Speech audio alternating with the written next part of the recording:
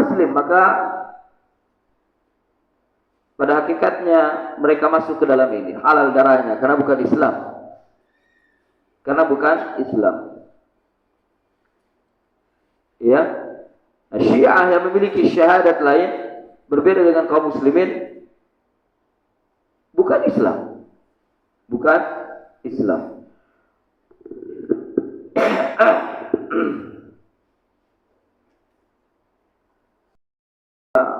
Mujmal dari hadis ini disebutkan oleh Syekh Salim bin Eid Al-Hilali hafizahullah ta'ala bahwa hirsu syari'il hakimi lirrahim ar-rahimi ala ibqa'i nufusi wa aminaha. Betapa sang pemberi syariat, yakni Allah Subhanahu wa ta'ala melalui nabinya Rasulullah sallallahu alaihi wasallam semangat untuk menjaga ibqa'un nufus, tetapnya jiwa dan aman.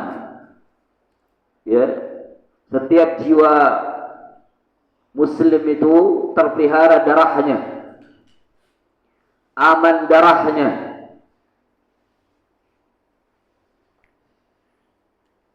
Faja'ala laha min syar'ihi himayatan wa wiqayatan. Maka Allah menjadikan syariat, yakni syariat Islam, untuk memelihara dan menjaga jiwa para pemeluknya. Faja'ala a'zamu dzunub ba'da al-isyraq billah qatlun nafsi allati harrama Allah. Maka Allah menjadikan dosa yang paling besar setelah al-isyraq billah, menyekutukan Allah, qatlun nafs, membunuh jiwa, allati harrama Allah, yang diharamkan oleh Allah Subhanahu wa ta'ala.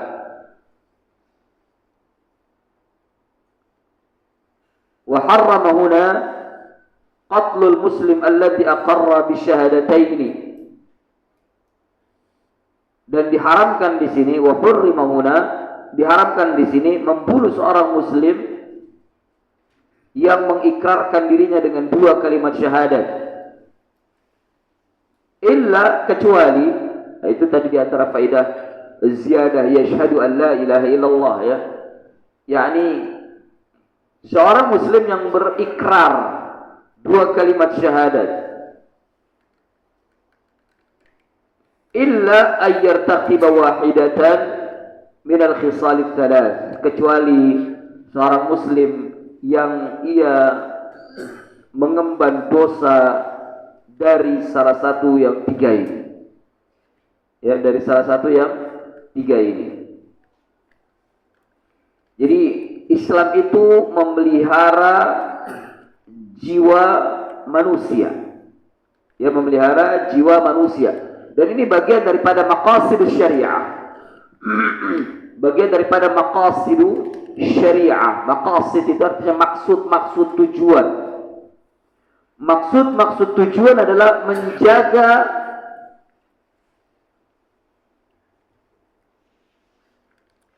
jiwa manusia.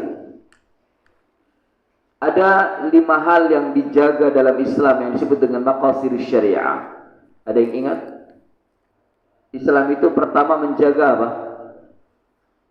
Jiwa, benar. Menjaga jiwa boleh. Atau yang pertama itu menjaga apa? Ya, menjaga agama. Ya, menjaga agama. Yang kedua menjaga akal. Menjaga akal. Saya tunjuk sini, padahal sini ya. Menjaga otak, atau ini otak, ini akal. Menjaga akal. Yang kedua menjaga, yang ketiga menjaga harta. Agama, akal, harta. Yang keempat menjaga nasab, keturunan. ya, keturunan. Yang kelima menjaga jiwa. Jiwa maksudnya adalah nyawa, ruh, menjaga ruh. Ya, ini 5. Agama, akal, harta, nasab, jiwa. Maqasid syariah itu menjagai.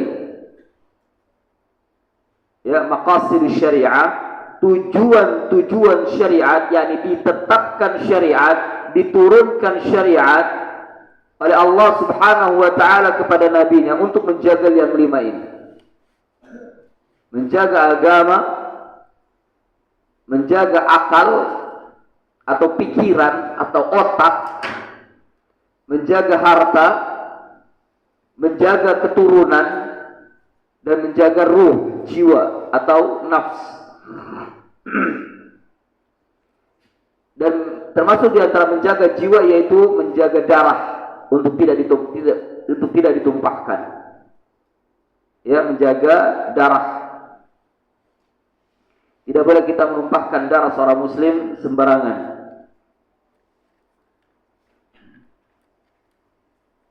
Jadi disebutkan di sini menjaga 3 hal dalam hadis ini. Yang pertama, al-ula ayyazniya wa qad manna Allahu alaihi bil ihsan wa a'affa farjahu bin nikah sahih. Yani yang pertama, salah satu yang diharamkan adalah ayyazni, berzina. Ya, berzina. Padahal Allah Subhanahu wa taala sungguh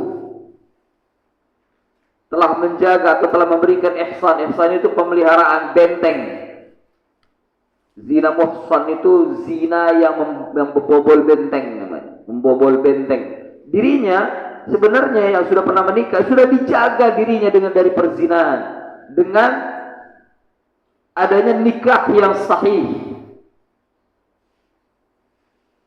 Ada penjagaan di sana, benteng.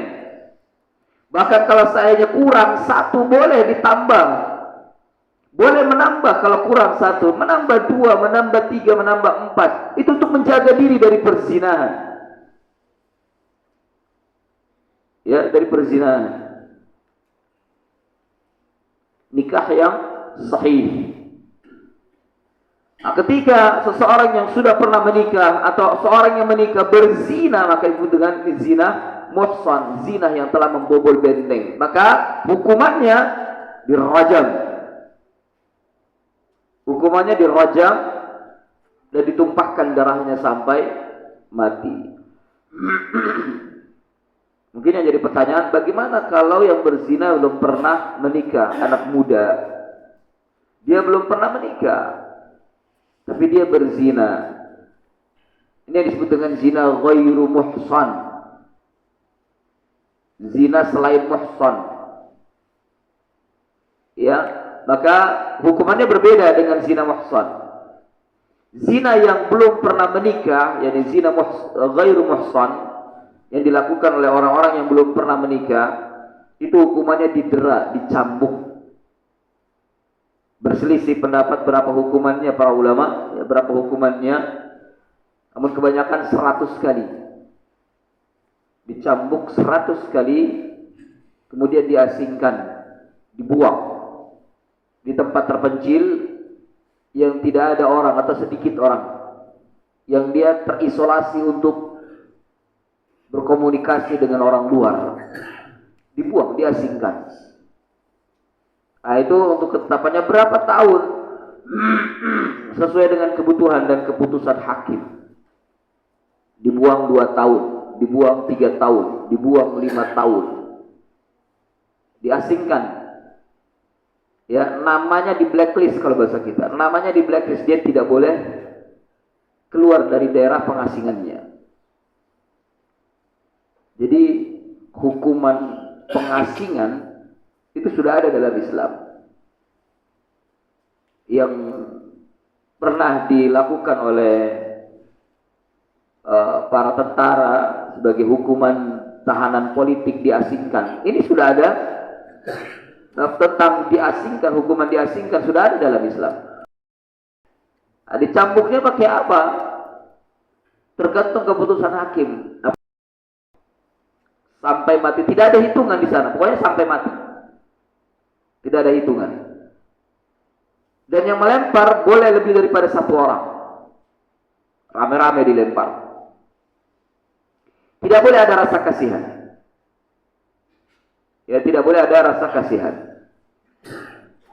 Kalau nggak tega, pergi. Jangan ikut bagian daripada yang melempar. Jangan melihat. Meskipun di situ dibolehkan untuk disaksikan bahwa inilah hukuman orang yang berzina. Ya. Dan berbeda-beda caranya. Setiap negeri berbeda-beda. Ada yang dihukum, didera itu dia diikat di sebuah tiang atau pohon, diikat. Dia tidak boleh lepas. Dilempar sekujur tubuhnya. Ada yang dipendam separuh. Tubuhnya separuhnya dipendam, sepinggang atau mungkin seleher. Kemudian dirojam yang ada di atasnya.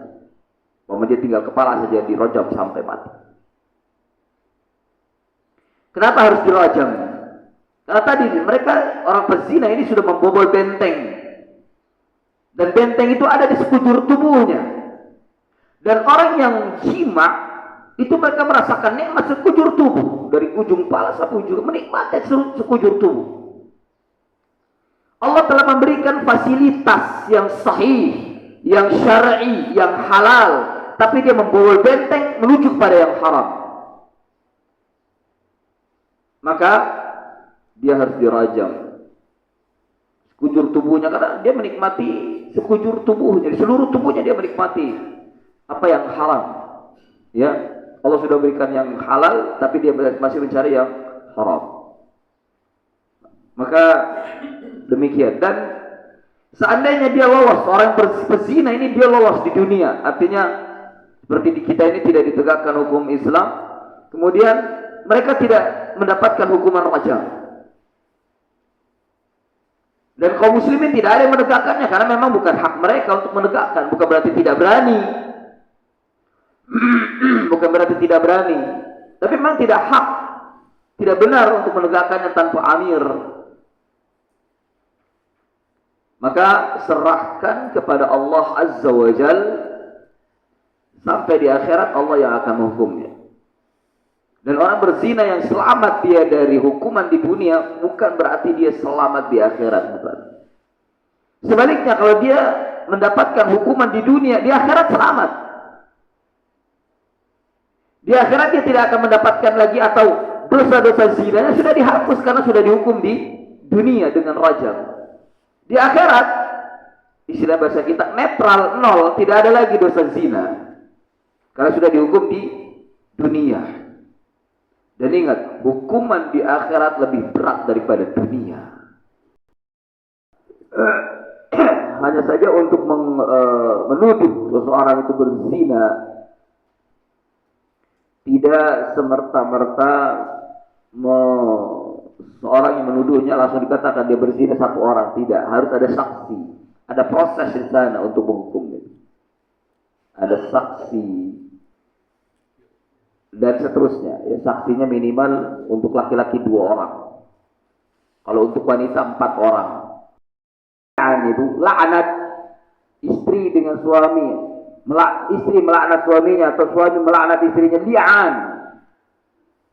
Kalau sudah dilaknat, dicaci, dimaki, karena mungkin dengan prasangkanya zina, itu sudah tidak boleh dikumpulin lagi, dia harus dipisah.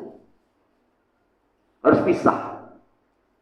Bagaimana seorang suami akan mengumpuli seorang istri yang sudah dilaknat oleh dirinya sendiri? Atau sebaliknya, istri akan mengumpuli suaminya yang sudah dilaknat sendiri? Itu namanya li'an. Ada yang disebut dengan li'an. Istilah li'an atau syariat li'an itu ada dibahas dalam Islam. Ya.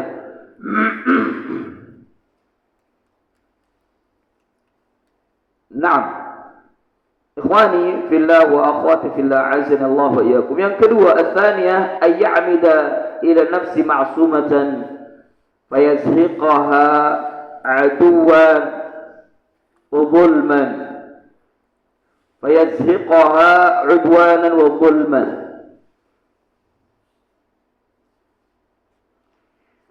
yakni sengaja untuk membunuh jiwa, membunuh manusia yang terjaga darahnya.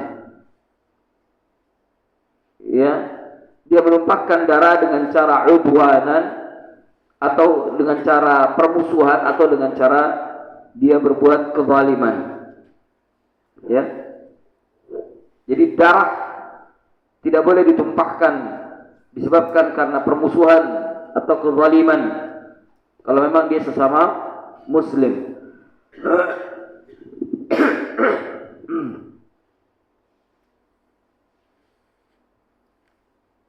Yang ketiga, may yabtaghi ghaira sabilil mu'minin, orang yang mencari jalan selain daripada jalannya orang-orang yang beriman, yakni murtad bil irtidadi an dinihi, dengan murtad dari agamanya, maka ini dibunuh hukumannya.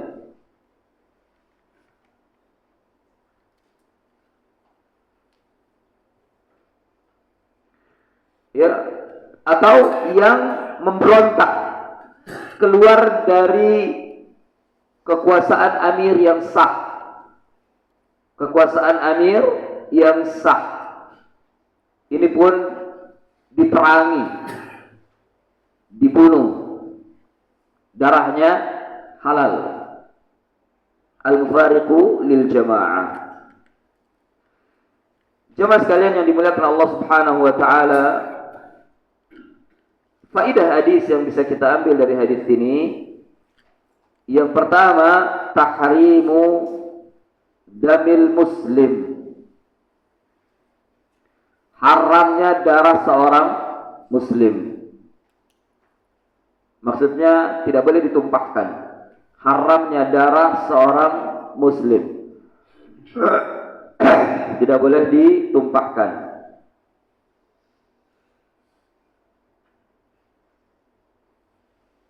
Dengan apapun, dengan segala apapun, dengan pisau, dengan batu, atau mungkin tangan kita memukul. Mungkin yang jadi permasalahan, Ustaz, bagaimana kalau kita membunuh tapi darahnya tidak tumpah? Ya sama saja itu maksudnya. Kita bunuh tapi darahnya tidak tumpah. Dengan cara apa? Dengan cara kita pukul dengan benda tumpul. Kan darahnya nggak tumpah, nggak keluar, tapi mati. Tetap terkena hadis ini. Ya, karena memang tidak halal untuk dibunuh. Seorang muslim tidak halal untuk dibunuh. Haram membunuh seorang muslim. Yang kedua, annal 'abda la yakunu mu'minan musliman illa binutqi bisyahadatain. Seorang hamba tidak menjadi mukmin atau muslim kecuali dengan menyebutkan dua kalimat syahadat. Ini makanya tadi ada ziyadah sebenarnya. La yahillu damu mri'in muslimin yashhadu an la ilaha illallah wa anni rasulullah.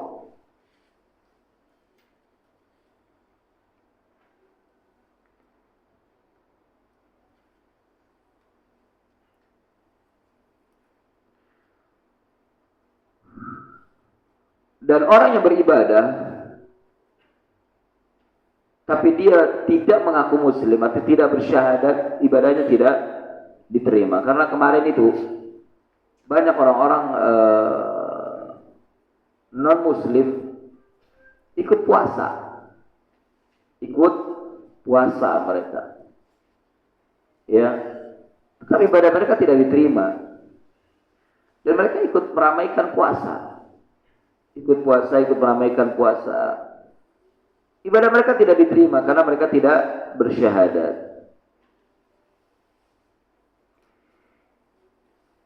Yang ketiga, anna dima'al muslim ma'sumatan illa mastathnahu an-nas. Darah seorang muslim itu ma'sum, terjaga, kecuali dari tiga yang disebutkan oleh nas tadi.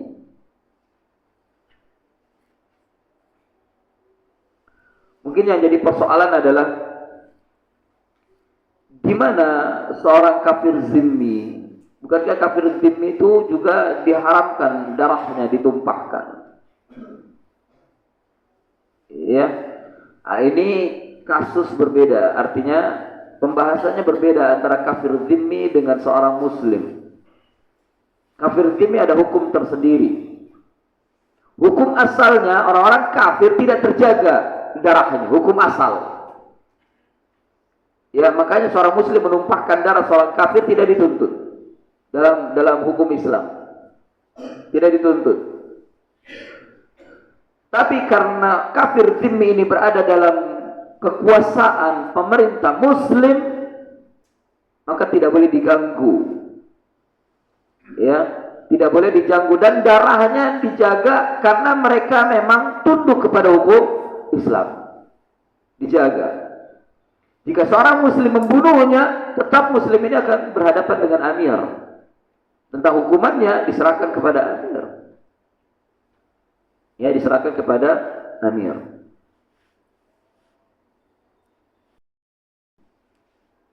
Kemudian juga mereka berbuat baik kepada kaum muslimin. Artinya berbuat baik, mereka tetap bertegur sapa dan bahkan mungkin membantu kesulitan kaum muslimin. Boleh kita menerima bantuan dari orang-orang kafir zimmi, boleh. Jika mereka mungkin ada empati kepada kaum muslimin, mereka membantu kesusahan kita, boleh. Bolehkah kita menerimanya? Boleh. Disodakoi mereka kasih sodakah karena mereka zimmi, karena mereka membantu. Boleh. Faedah dari hadis ini, masyru'iyatu qatliz zani. Disyariatkannya membunuh pezina al-mutazawwij yang sudah pernah menikah. Zakaran kana au untha, laki-laki maupun perempuan. Rajman, dengan cara dirajam. Dengan cara dirajam. Ar-rajamu bil hijarah hatta al-maut. Dirajam dengan batu sampai mati. Makanya syaitan itu sifatnya rajim.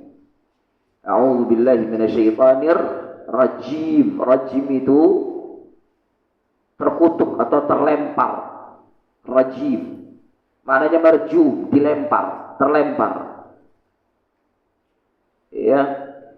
Dan memang hukuman setan atau ingin menjauh dari setan dengan cara dilempar.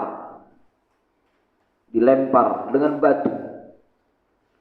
Karena Allah menjaga langit juga dengan dilempar. Allah menjaga langit dari pencurian syaitan di langit dengan cara apa? Dilempar. Pakai apa lemparnya? Pakai bintang. Pakai bintang. Lihat dalam surat Al-Mulk, rujuman lisyayatin. Ya, rujuman. Jadi bintang-bintang itu dijadikan sebagai rujum, pelempar-pelempar untuk syaitan. Bentar, kita lihat ayatnya. Dalam surat Al-Mulk ayat 5. وَلَقَدْ زَيَّنَّا السَّمَاءَ الدُّنْيَا بِمَصَابِيحَ وَجَعَلْنَاهَا رُجُومًا لِلشَّيَاطِينِ. Sungguh langit ini sudah kami beri hiasi dengan sama dunia, langit dunia ini kami hiasi dengan masabih, bintang-bintang. Waja'alnaha, dan kami jadikan bintang-bintang itu rujuman lisyayatin. Jadi hiasan bintang di atas bumi, di atas langit dunia ini disediakan oleh Allah Subhanahu wa taala untuk sebagai pelempar syaitan, rujuman lisyayatin. Wa a'tadnaha lahum 'adzab as-sa'ir, dan setan-setan itu telah kami siapkan bagi mereka azab di neraka sa'ir. Di setan juga termasuk penduduk neraka. Dari kalimat rujum, setan itu marjum, terkutuk. Ya, terkutuk. Terlaknat, rajim. Nah, orang yang berzina dirajam. Merjum, dirajam mereka dengan batu. Yang kelima, masyru'iyatu qatlil qatilin nafs. Disyariatkan pula membunuh orang yang membunuh jiwa. Wa wujubul qisas fi nafsin bi syurutihi. Dan wajibnya qisas dalam membunuh jiwa dengan syarat-syaratnya. Nah, ini bisa dilihat dalam fikih dari para ulama tentang qisas.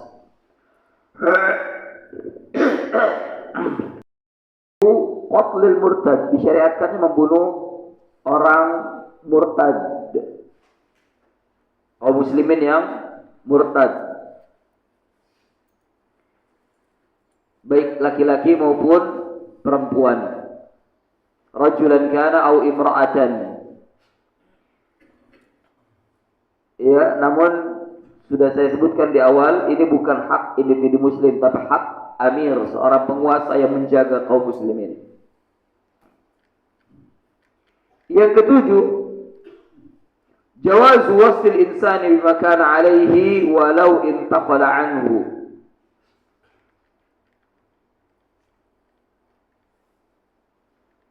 Bolehnya menyebutkan sifat kepada seorang manusia apa yang dia perbuat. Ya, bolehnya memberikan sifat pada manusia apa yang telah dia perbuat.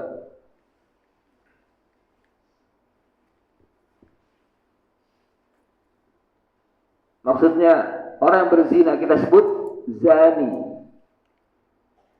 Ya, ya zani gitu. Wahai pezina. Ya zani. Tapi apa namanya? Ini sebagai khobar ya, sebagai khobar, bukan untuk dijadikan sebagai julukan. Artinya sehari-harinya dipanggilnya itu, pezina, pezina, bukan. Sehingga dia menjadi merasa rendah. Kalau dia sudah taubat tidak lagi dipanggil pezina. Atau kalau di kita ini namanya pelacur. Kalau perempuan namanya apa? Pelacur. Pelacur. Ya. Atau kalau laki-laki gigolo atau bagaimana, disebutkan sifat-sifat itu. Tapi kalau sudah bertaubat tidak lagi, sifat itu hilang. Sifat-sifat itu hilang. Dan manggil dengan sifat itu untuk membedakan, artinya untuk supaya kaum muslimin tahu bahwa ini orang telah berbuat perbuatan yang memalukan dirinya sendiri. Ya, dan Islam mengizinkan yang demikian. Kemudian yang ke-8, wujubu hifdz daruratil khams. Wajibnya memelihara 5 hal yang penting. Daruratul khams itu disebut dengan maqasid syariah. yakni apa? Al-mal, harta. Al-ird, ird itu kehormatan, sama dengan nasab. Kehormatan atau nasab. Al-ird, kehormatan keturunan, kehormatan keluarga. Al-ird. Yang ketiga ad-din, agama. Yang keempat al-aql, akal, atau yang dimaksud adalah pikiran yang di sini, karena akal itu di sini. Akal itu di dada, di hati. Wa nafs, jiwa, ruh. Jiwa yang dimaksud adalah nyawa. Jiwa yang dimaksud adalah nyawa. Oleh karena itu, untuk menjaga kelima hal yang penting ini, daruratul khams atau maqasidus syariah, Allah mensyariatkan yang berkaitan dengan 5 hal ini. Tentang harta, Allah mensyariatkan zakat, Allah mensyariatkan sedekah, Allah mensyariatkan manusia tidak boleh bersikap bakhil, kikir, pelit. Allah mensyariatkan untuk berbagi, yang diutamakan adalah keluarga terdekat, dan seterusnya, menjaga harta. Allah mensyariatkan zakat dan juga mensyariatkan untuk menyimpan, ya, menyimpan bagaimana harta, juga menjaga harta rampasan perang dan seterusnya, menjaga syariatnya, menentukan syariatnya dalam rangka menjaga harta. Yang kedua, menjaga keturunan atau kehormatan, yakni menjaga keluarga besar, menjaga keturunan. Dengan cara apa? Dengan cara tidak boleh berzina. Karena orang yang berzina, ya ikhwah, kalau dia hamil, punya anak, anaknya tidak boleh dinasabkan kepada bapaknya. dia boleh dinasabkan kepada bapaknya. Dan anak hasil zina ini dia tidak mendapatkan warisan dari bapaknya. Dia tidak mendapatkan warisan dari bapaknya. Anak yang hasil zina. Dan dibolehkan hanya untuk kepada ibunya, dinasabkan kepada keluarga ibunya, dan dia hanya mendapatkan warisan ibunya. Ini anak berzina, anak yang dihasilkan dari berzina. Ya, jadi anak berzina itu atau berzina itu menghancurkan nasab, menghancurkan kehormatan manusia, dan ini dijaga dalam Islam. Kemudian menjaga agama. Islam menjaga agama, makanya Islam mensyariatkan untuk manusia menuntut ilmu. Karena di antara niat dalam menuntut ilmu adalah menjaga agama, mengangkat kebodohan. Ya, mengangkat kebodohan. Yang keempat adalah menjaga akal. Sesuatu yang merusak akal atau merusak otak. Akal ini maksud adalah otak, ya, pikiran manusia. Makanya Allah mengharamkan khamar, karena khamar itu menghancurkan otak, menghancurkan akal, menghancurkan pikiran, menghancurkan kesadaran, mengharamkan untuk khamar, bermabuk-mabukan, dan seterusnya. Kemudian menjaga jiwa, nafs, menjaga jiwa. yakni Islam mensyariatkan adanya qisas, terpelihara. Barang siapa yang membunuh jiwa, maka dia dibalas dengan dibunuh jiwanya. Menjaga jiwa. Kemudian yang kesembilan, faedah dari hadis ini, siyanatul mujtama'il muslim min kulli fasad. Islam menjaga masyarakat muslim dari segala kerusakan. Islam menjaga masyarakat muslim dari segala kerusakan.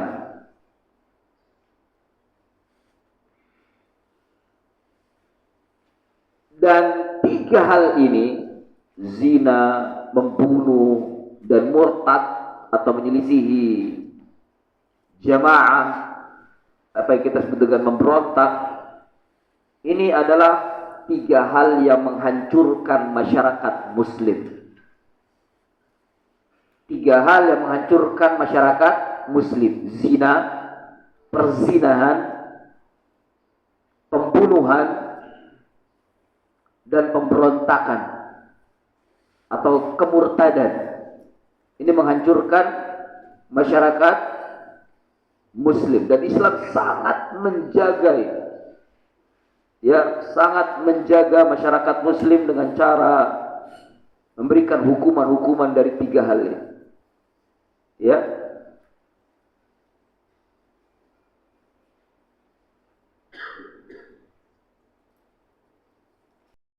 Al-hufadhu 'ala al-usratil muslimah.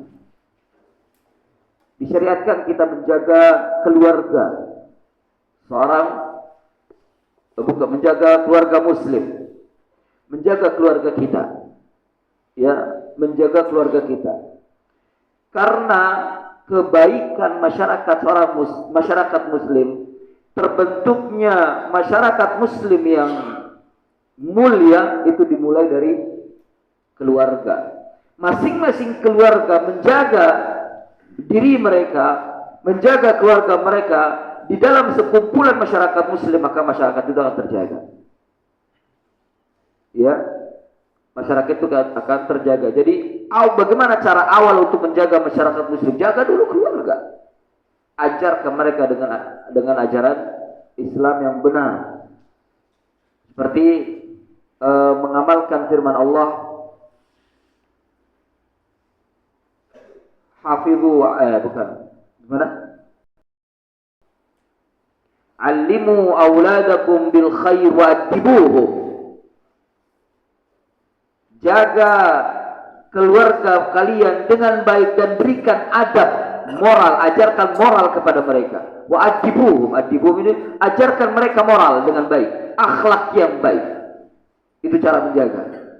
Dalam rangka menjaga agar mereka tidak masuk ke dalam neraka. Qu anfusakum wa ahlikum nara. Qu anfusakum wa ahlikum nara.